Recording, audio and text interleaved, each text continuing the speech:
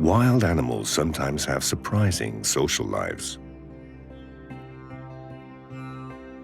Some species have a very busy social life. Others come together only occasionally, and yet others prefer, if possible, to live alone. But all of them interact in one way or another. This documentary looks at the most intimate life of some animals to see how they relate with their peers, how they're capable of the tenderest and most charming shows of fellow feeling, as well as the fiercest and most ruthless behavior if need be. We are, after all, talking about untamed relations.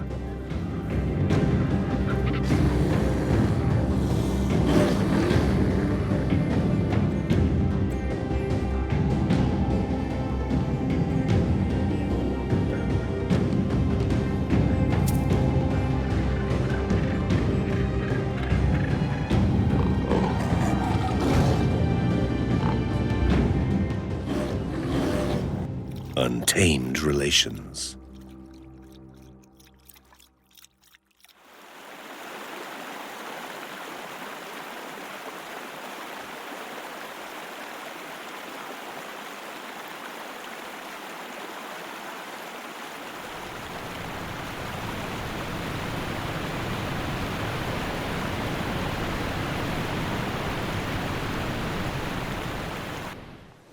Great Britain, Scottish Isles.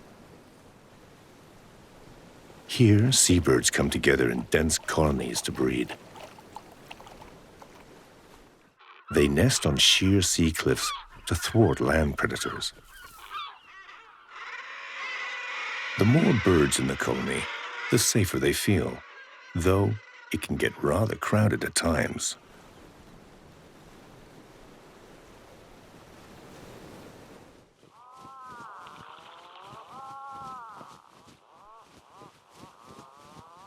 The fetching puffins get down to their wooing early.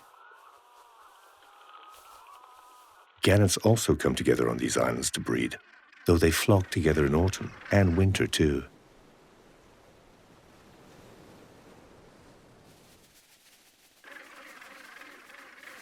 They're not loners by any means. They put up with each other, seek each other out, on condition that each pair's own little private space is respected. Gannets mate for life. This pair has recently got back to its nesting ledge and instantly starts the courting rituals. They start with affectionate pecks and nibbles. Then they dance.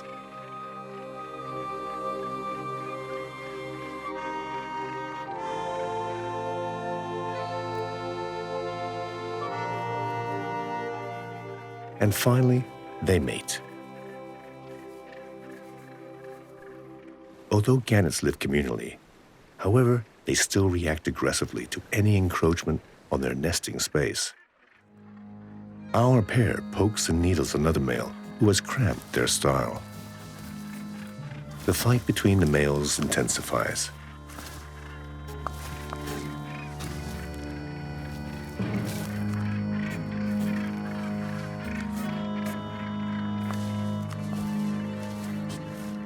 Each is aiming for the other's eyes.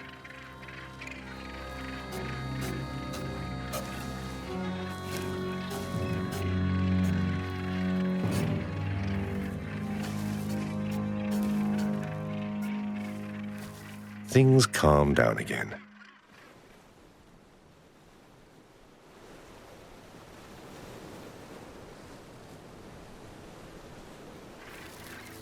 Our male goes off fishing.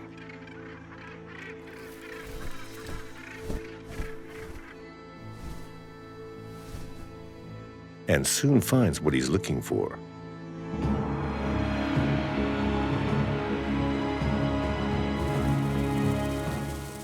Hundreds of gannets plunge diving into a huge shoal of fish.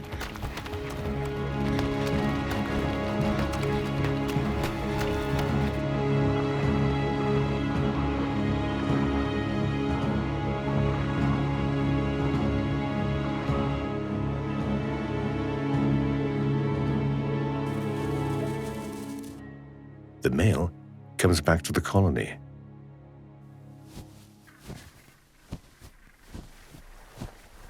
But the troublemaker is still there, now even closer to his nest. They pitch in again. The stakes are upped. They're out to kill each other. The female helps her mate. The struggle drags on. The nest-side bird won't loosen his hold on the intruder, but neither will the latter give up.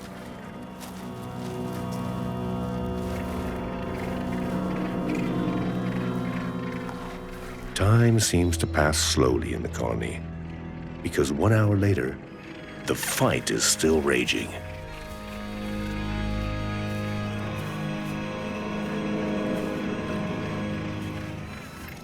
The contender is fatally injured.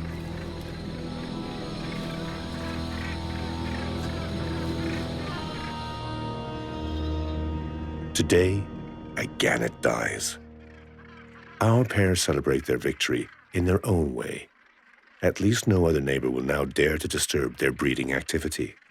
Gannets seek each other out, flock together, and are capable of acts of fondness too. But woe betide any chancer that tries to mess with a breeding pair. He could forfeit his life in the process.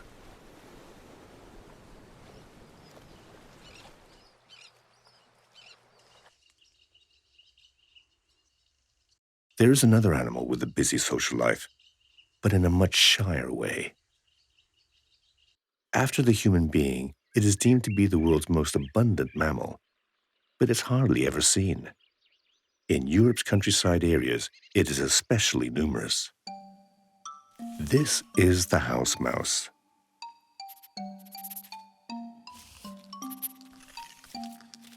It lives in small colonies that are usually ruled by a dominant male.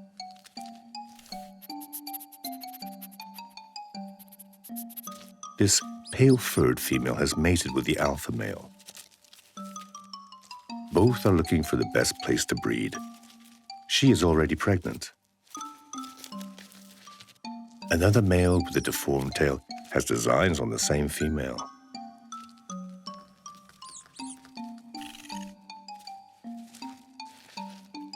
And the dominant male wants to show who's boss. He gets ready to oust the rival from his nest.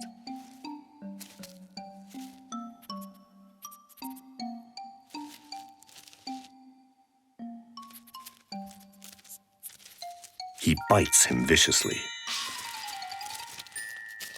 The female has seen it all before.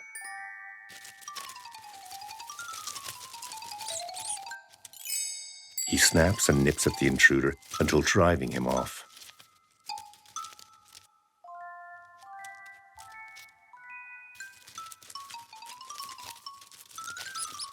The female, trusting in her mate, takes hardly any notice.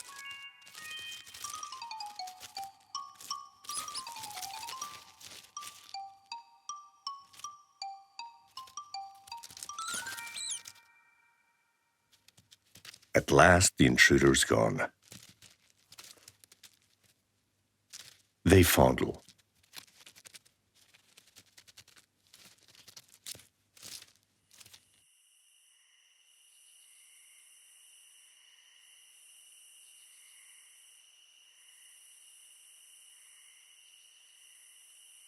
The female has decided to give birth in a hollow trunk.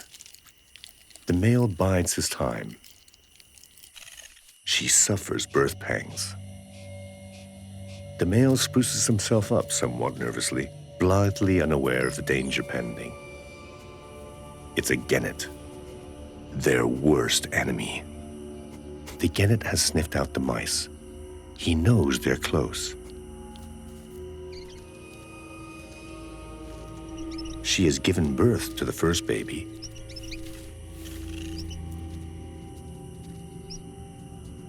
And the gannet is getting closer.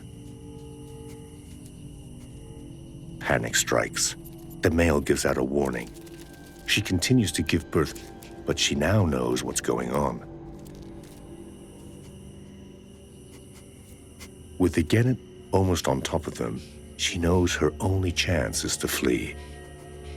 She's really worked up. She's got to get away instantly, knowing her young will die from cold or will be eaten by the genet. And she takes a radical decision. She eats her own young. Better to recoup some of the energy used up in the birth than abandon them to a useless death.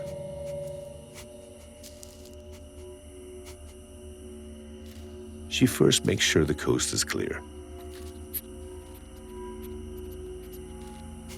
and flees. The genet cottons on too late.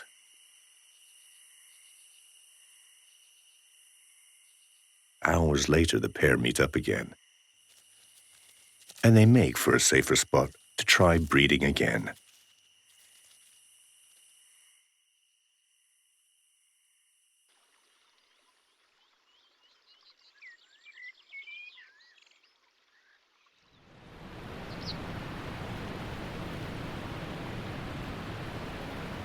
A South American jungle.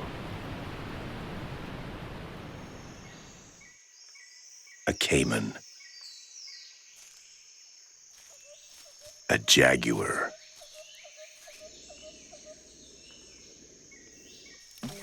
This super predator is a loner with hardly any social life at all.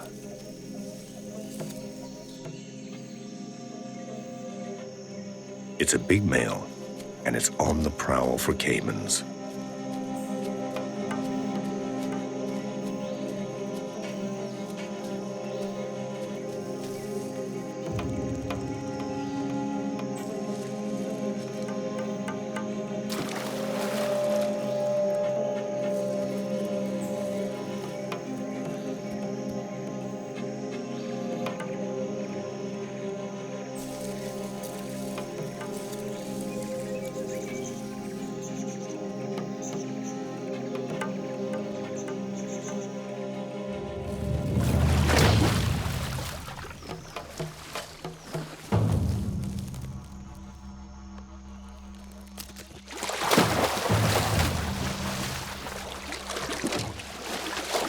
Its bite is the most powerful of all the world's mammals, and its bodily strength is prodigious.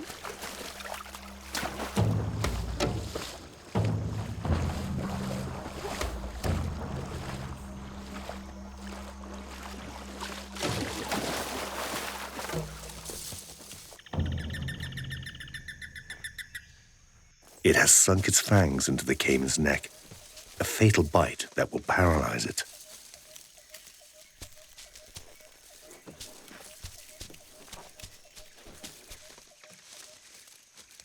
He'll eat it in a quiet nook.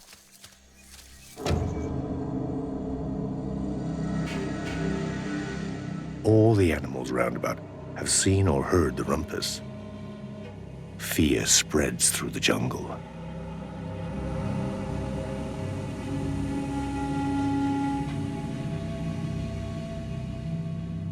After the copious repast, the male rests, wallowing in his solitude. But some roars catch his attention.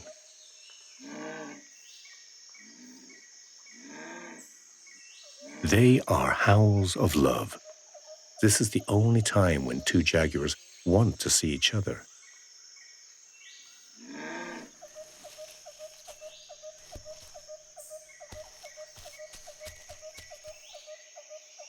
The days go by, and the male is centering in on the female.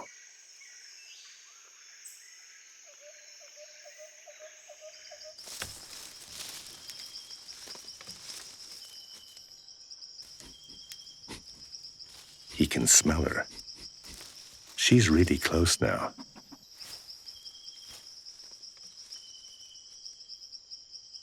The female sees him coming. She plays it cagily, showing him she'll be no walkover.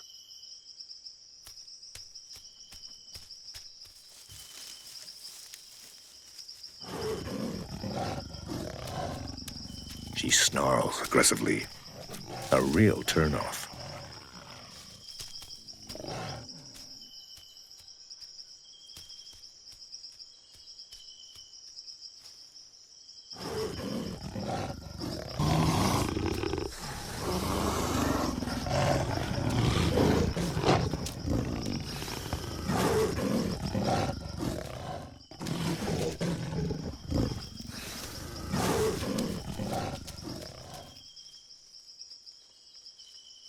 But the tension wanes.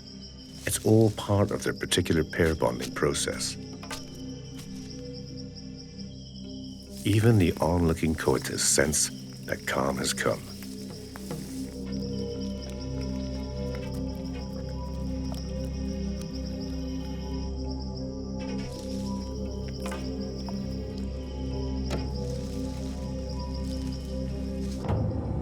After mating, they separate, and the male once more becomes the company-shunning loner, sowing fear throughout the jungle.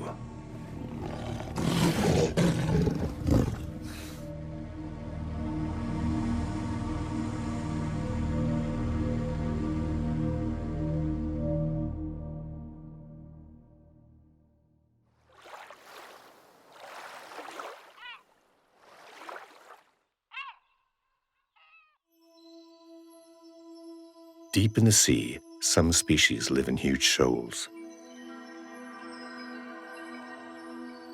Some in smaller groups. Others are somewhat solitary. And then there is the great phantom of the deep.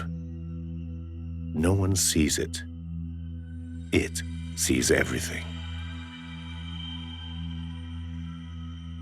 It's an angel shark, living close to the Atlantic coasts of North Africa. This male, nearly 2 meters long, is a fierce hunter. Even other bigger fish give way.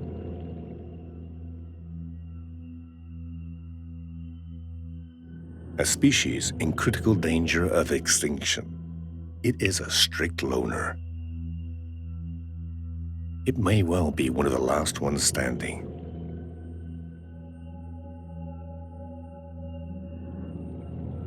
It spends hours lying dead still in cryptic camouflage.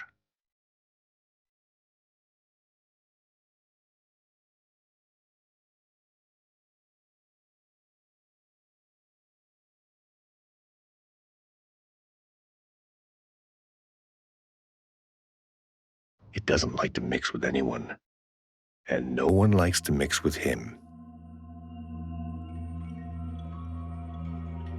Night falls. Hunters come out to prowl. A squid hunts without losing sight of the angel shark. Not far from the male's lair, a female is lurking.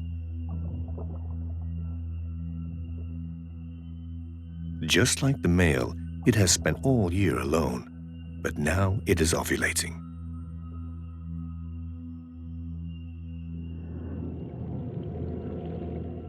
The male's behavior turns strange.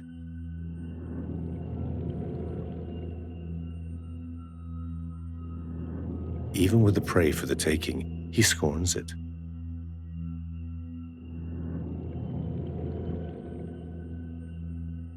Now he has other priorities.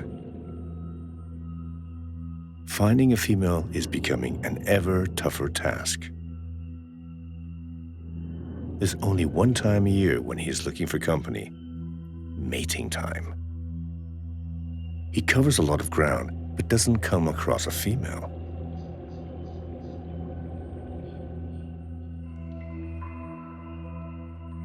Dawn is breaking. He's off again. He gulps down a good dose of gill-swilling water and renews his search. And the female sees him coming.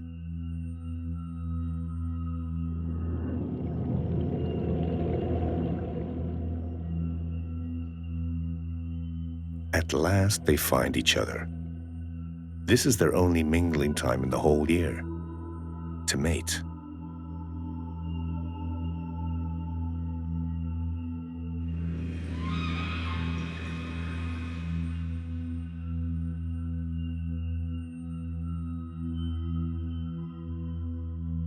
And then it's all over.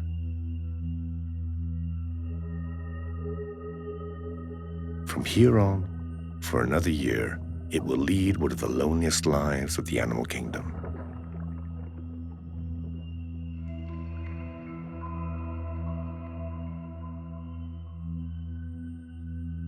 Sometime later on, one of the angel shark's offspring without ever having been taught the trick, plays at being invisible. It's just as solitary as its parents, and just as lethal.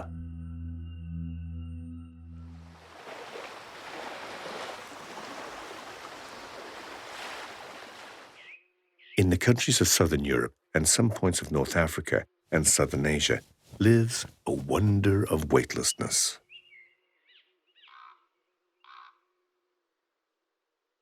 This is the griffon vulture, one of the world's master gliders.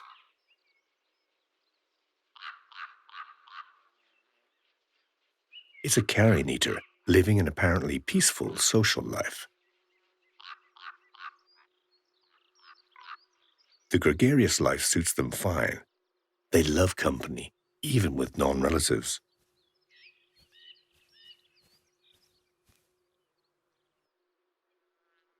This adult is collecting nesting material.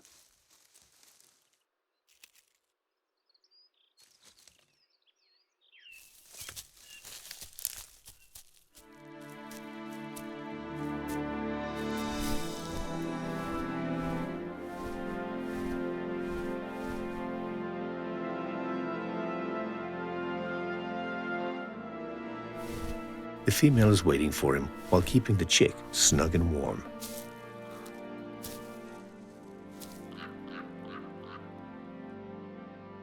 Theirs is a calm, untroubled life. They often join up in perfect harmony with others.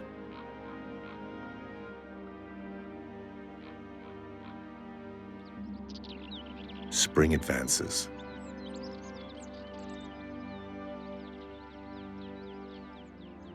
And the prince is well grown by now. Griffons even drink in groups. This group includes the chick's father, who drinks serenely while his mate looks after the offspring.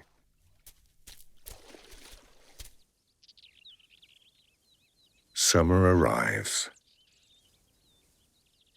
The female is now alone in the nest, trying to guess where on earth her son has got to.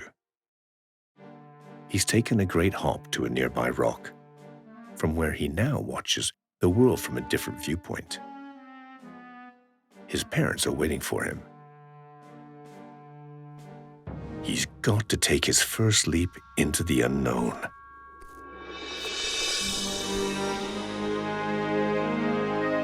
It's his maiden flight. His parents are going to show him how to look for food, but they don't give him any tips about how to eat a carcass or how to behave among his fellow scavengers.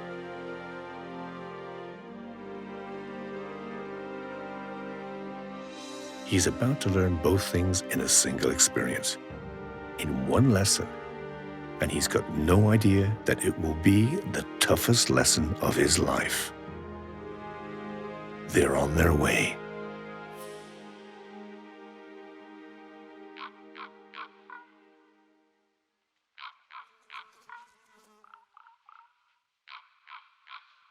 A dead red deer stag. Today's the day. The griffon vultures start to wheel down, including our family. But the peaceful and harmonious relations the young bird has known hitherto have not prepared him in any way for this mayhem.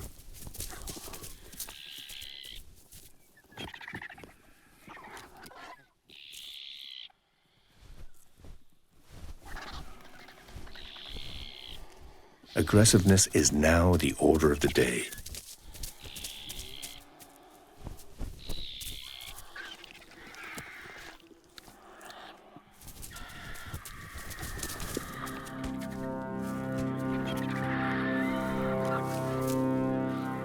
He's spooked by this.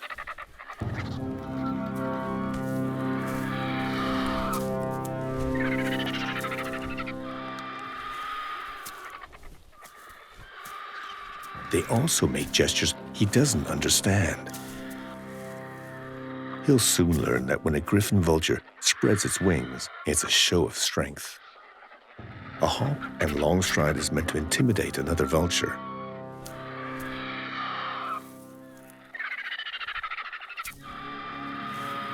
an edgy flash of talons is an even more direct threat.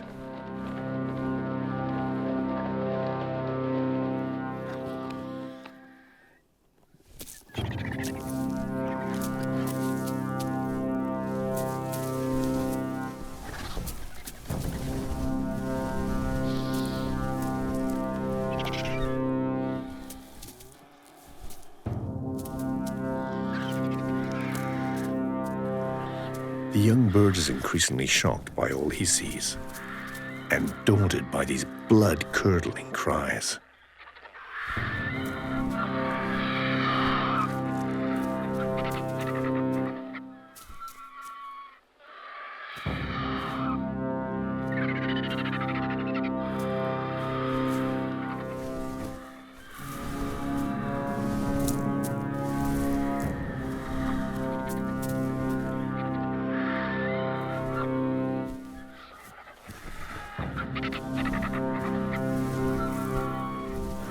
Totally freaked out, he even forgets his hunger pangs and deserts the scene altogether.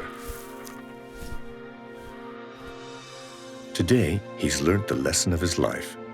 This usually happens the first time around. But he's learned the body language of his peers, their codes and shows of violence.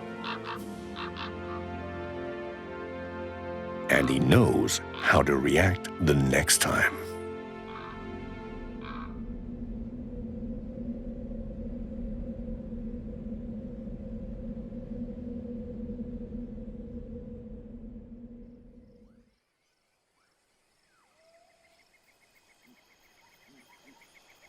Far from there, on the African continent, lives the herbivore that can boast the most singular and surprising social life of all the world's antelopes, the topi.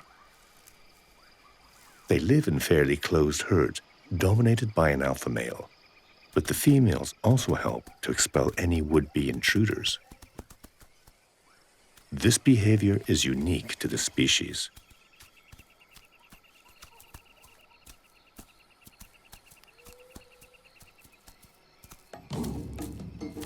This is the dominant male. When rutting time comes, it gives short shrift to any of the young pretenders swarming around its small territory. Undaunted, one of these youngsters is not ready to run. The fight is on.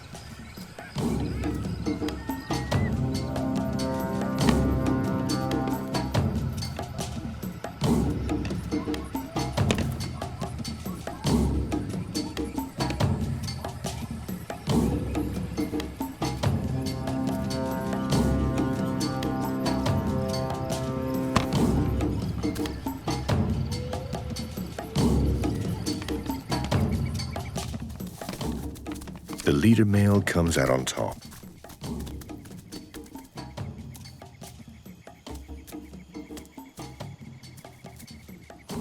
It flirts with outsider females, however, much to the chagrin of the females of its own herd.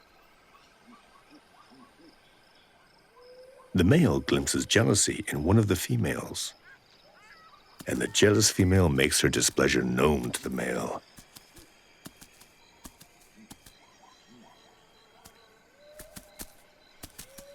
She chases him.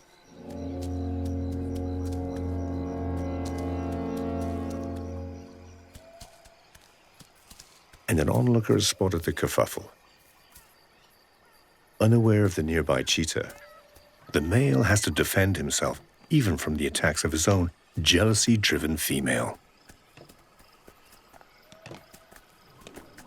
This tiff gives the cheetah its chance. There are some fawns in the herd, and the strife between the female and the alpha male has distracted the carers.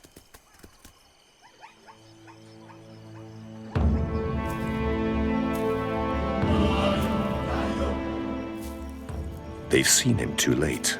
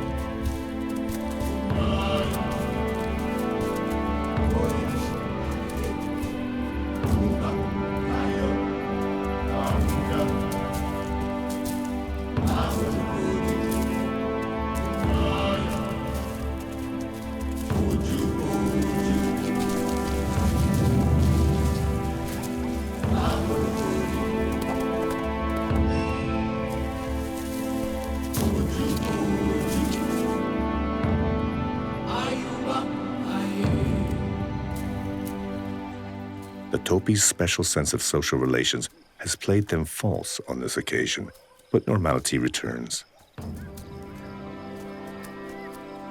The jealous female at last manages to gain the dominant male's attention.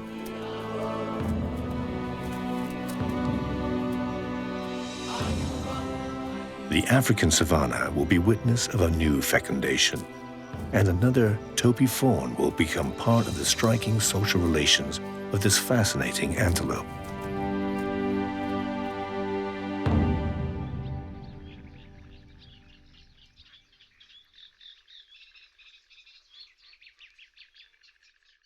The Strait of Gibraltar, separating Africa from Europe. At the start of spring, booted eagles come back from Africa to breed in Europe. This male, already fatigued after its crossing of the Sahara Desert, now has to take on the Strait of Gibraltar. Nearly there. He's made it, and he makes straight for the Spanish wood where he bred last year.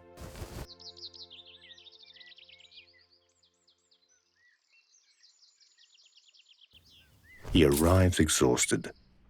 The first thing he does is to visit his nest and call for his mate. A nest cam will allow us to spy on the pair's most intimate behavior. An enemy watches on from deep in the wood. It's a goshawk. For him, these booted eagles are hated rivals. The male looks for his mate on their habitual hunting ground. There she is, calmly taking on some replenishment after her own migratory journey from Africa. The male has found her. In all likelihood, they won't have seen each other for months.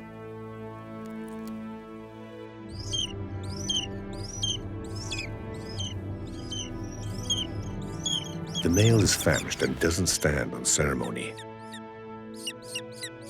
The female gives over her prey, and the pair celebrate their reunion with effusive cries. She decides to visit the nest where they bred for the first time last year. They will spend the whole breeding season together.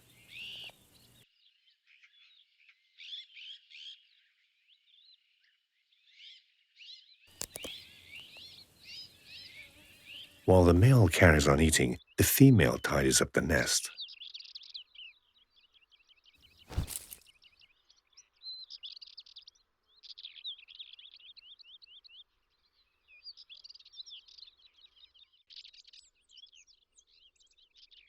Spring waxes in the Mediterranean woodland of the Iberian Peninsula. The days go by, and some species have already brought their young into the world.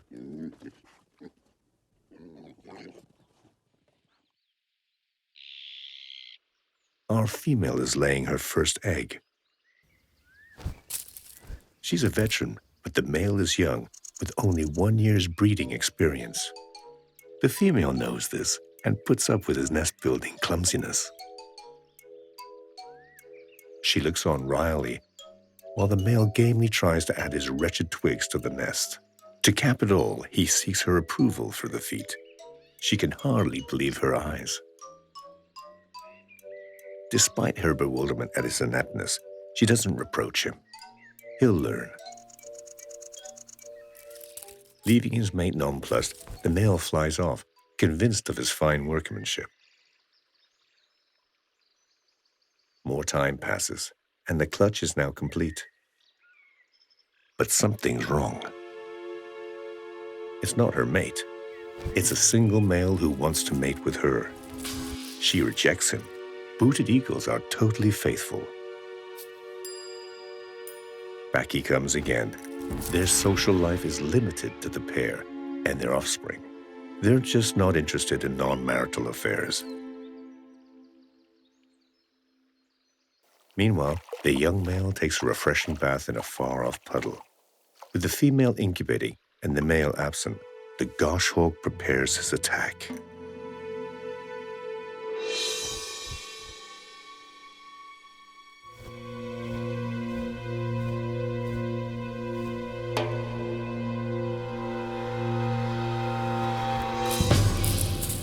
The clash is brutal.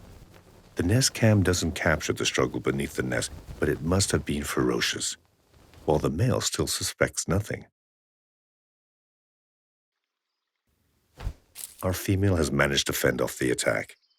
She bears the wounds, but she'll get over them.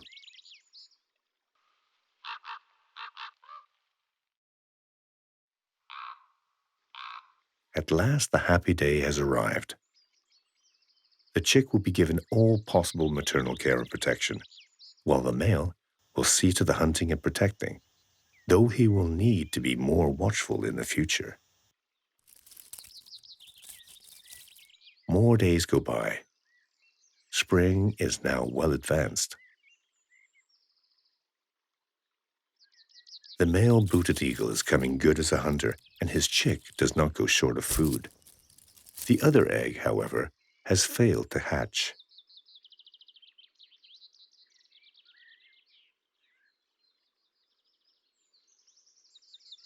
Night falls and the male takes a rest, and on this occasion, he's once again a long way from the nest, and the pair of goshawks knows it.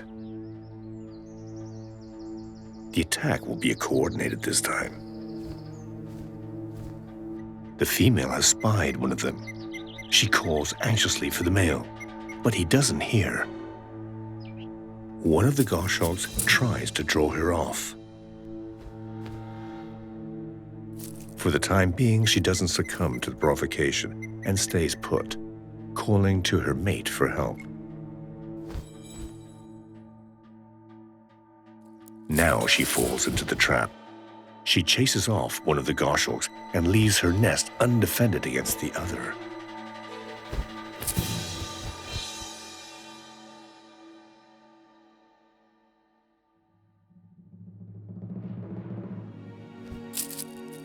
She calls for him desperately. She'll never see her chick again.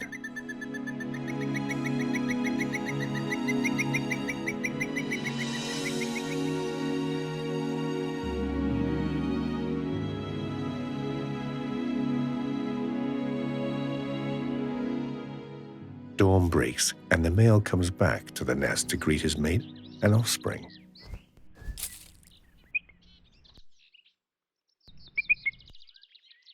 The surprise is overwhelming at first. Then the truth dawns.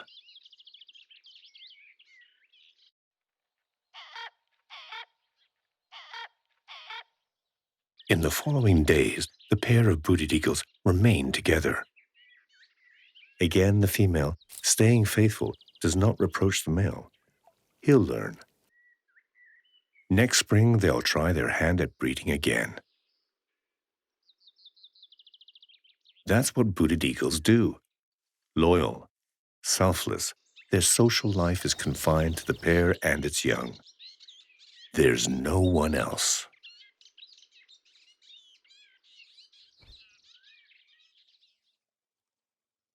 Alaska.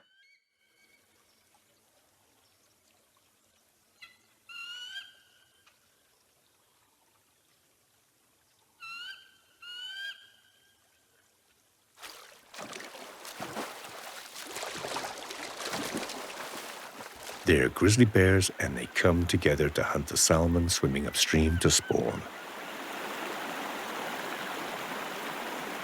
Theirs is an uneasy truce.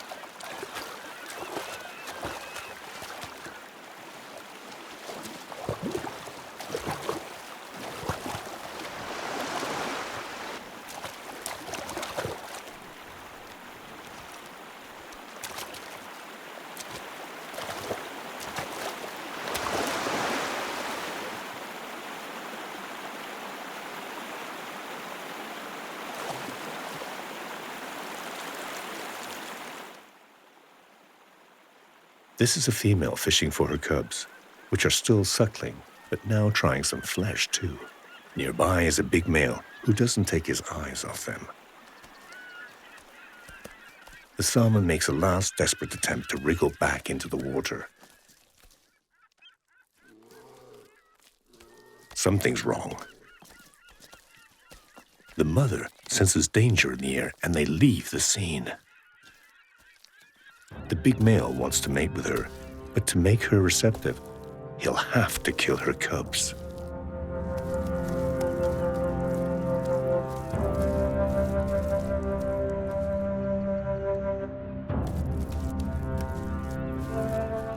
The mother takes them off to a more mountainous spot in search of shelter. For the time being, he's lost track of them, but he won't give up easily.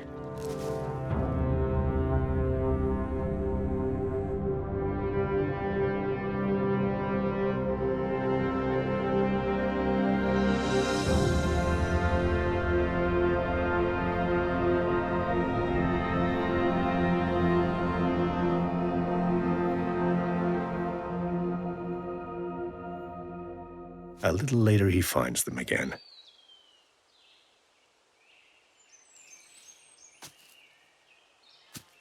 And the mother's seen him too.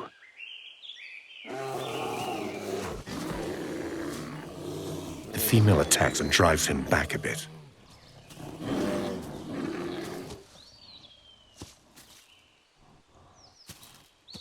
The cubs flee. For the moment, she's repelled him. She seeks her cubs among the rocks. The male does too. She's only managed to find one of her cubs.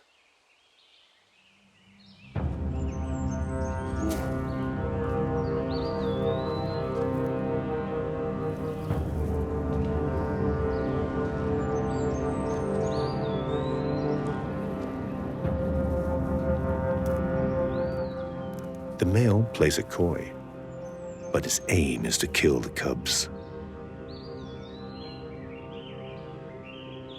The mother panics. She can't find her other cub. And the tragedy unfolds at her feet.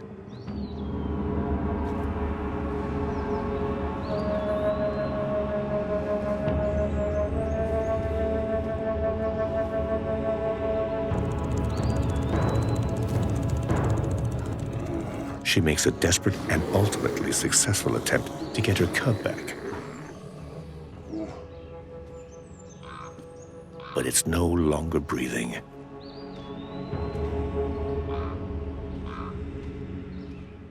The male gives up and goes off. This mother is just too strong and brave.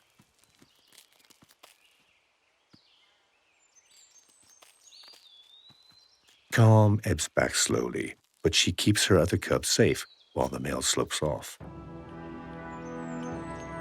She suckles the cub, more to placate it than to nourish it.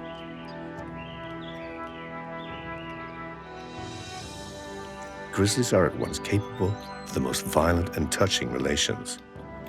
They are, after all, grizzlies.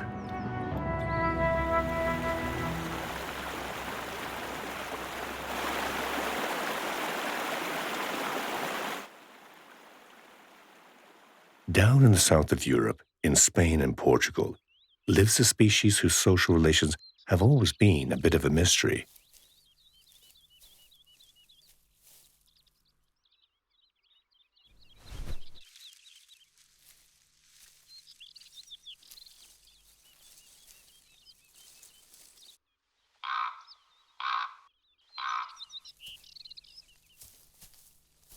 This is the Iberian lynx, the world's most threatened feline.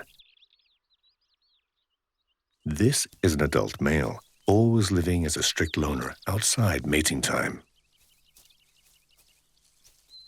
Just like the grizzly bears, male lynxes will want to kill any kitten that is not its own.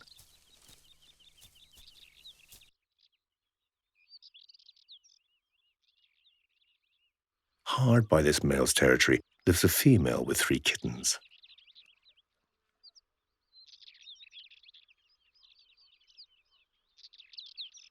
Now, their mother goes out hunting and leaves them on their own.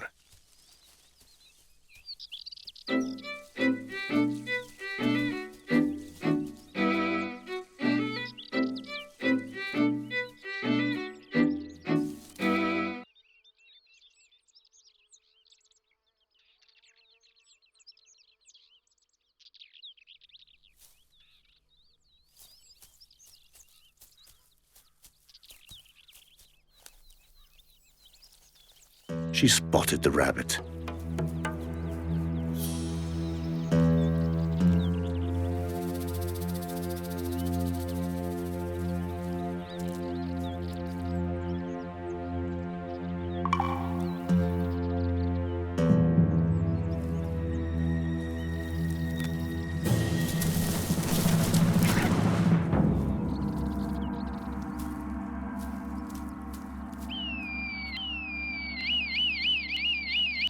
The rabbit is food for her kittens.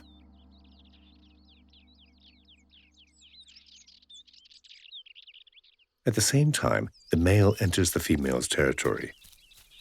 It can smell the kittens.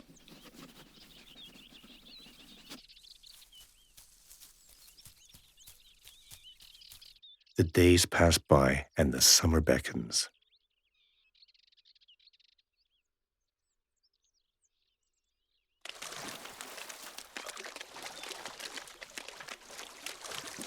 At this time in the Iberian Peninsula, the heat is sweltering. The kittens are bigger now, but still depend on their mother.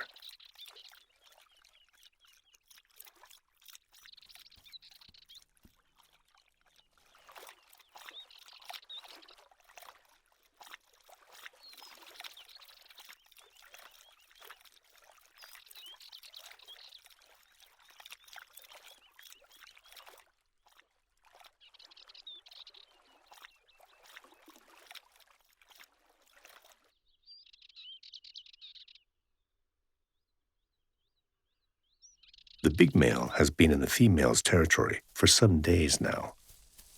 It's stalking them. An unexpected opportunity.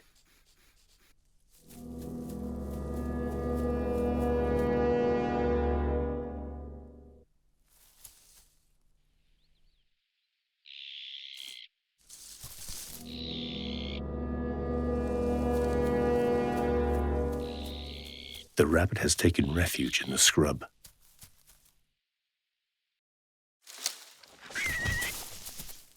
For the male lynx, this is only a halt along the way.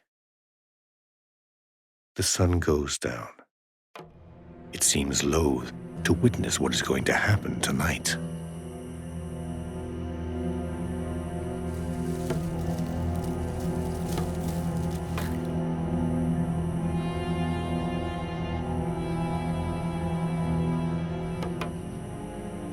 The mother senses it is not only a fallen acorn and goes out to investigate.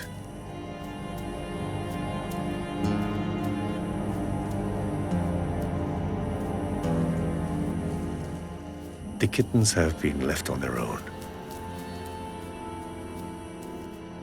Is it our mother or another lynx?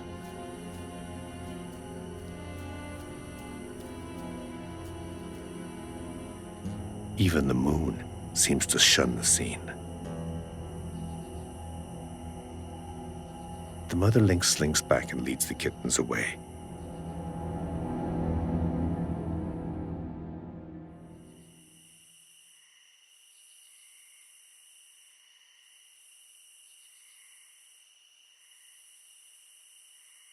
Something is approaching. The male drinks from the same puddle where the kittens were drinking not long ago.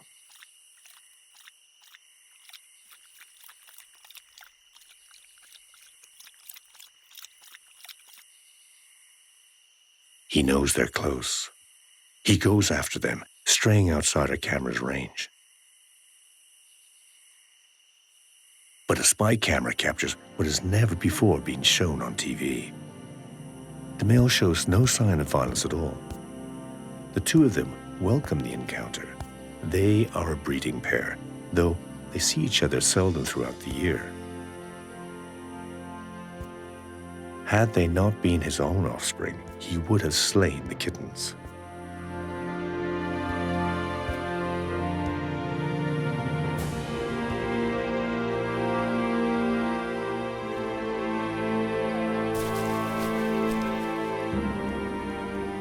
They're really fond of their father, though they see him so infrequently.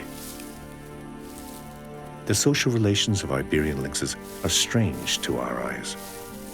They're capable at once of the tenderest gestures and the cruelest feats.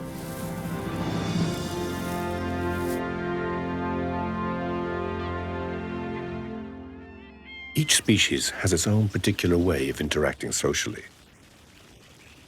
Most go out of their way to show affection and tenderness, but on occasion, they can kill each other. They are free, sovereign animals, each one with its own social laws, with nobody sitting in judgment of them. They are, after all, only untamed relations.